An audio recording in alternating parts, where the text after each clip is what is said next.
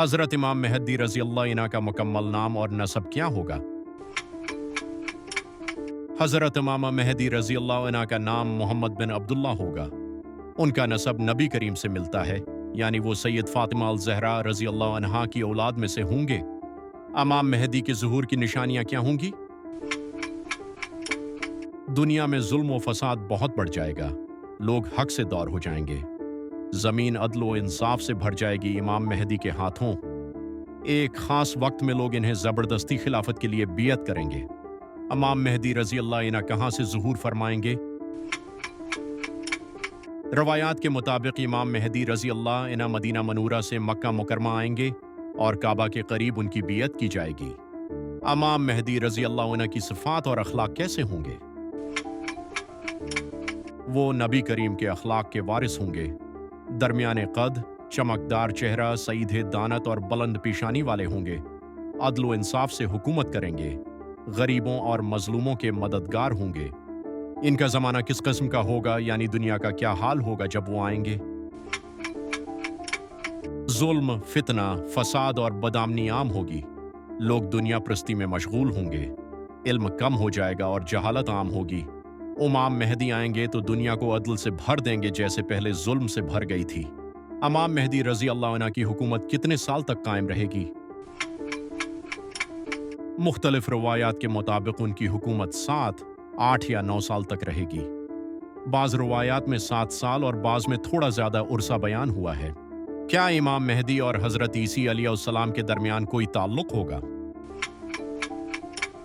जी हाँ, इमाम मेहदी के दौर में हज़रत ईसी अलैहिस्सलाम आसमान से नाजिल होंगे। हज़रत ईसी अलैहिस्सलाम इमाम मेहदी के पीछे नमाज पढ़ेंगे। दोनों मिलकर दजाल का मुकाबला करेंगे और दुनिया में हक व इंसाफ कायम करेंगे।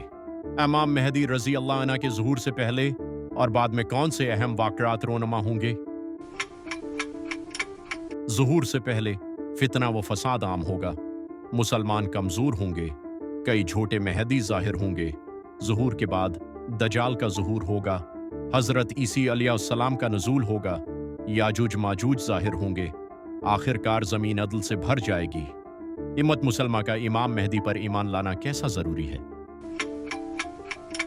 इमाम मेहदी का ईमान रखना अहादीस सहीहा से साबित है। उनका इनकार करना या उनके ज़ुहूर को झटलाना दरस्त नहीं। ईमान लाने का मतलब है कि जब वो आएं, उनकी तस्दीक करना और उनके साथ दीन की हमायत करना। इमाम मेहदी रज़ी अल्लाह अन्हा के दुश्मन कौन होंगे और वो उनसे कैसे मुकाबला करेंगे?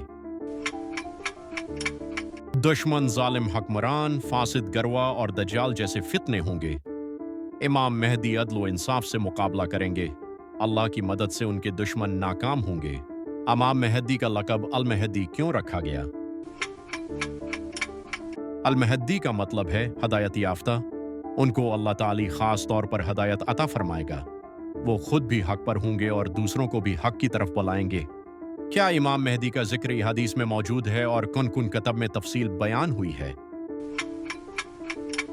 जी हाँ, इमाम मेहदी का जिक्र सहा सही बुखारी, सही मुस्लिम, सुनन अबू दाऊद, तिरमिज़ी, नसाई, इब्न माजा में कई अहादीस में मौजूद है। ख़ास तौर पर सुनन अबू दाऊद, इब्न माजा और मुस्नद अहमद बिन हम्बल में इमाम मेहदी का तफसीली जिक्र मौजूद है।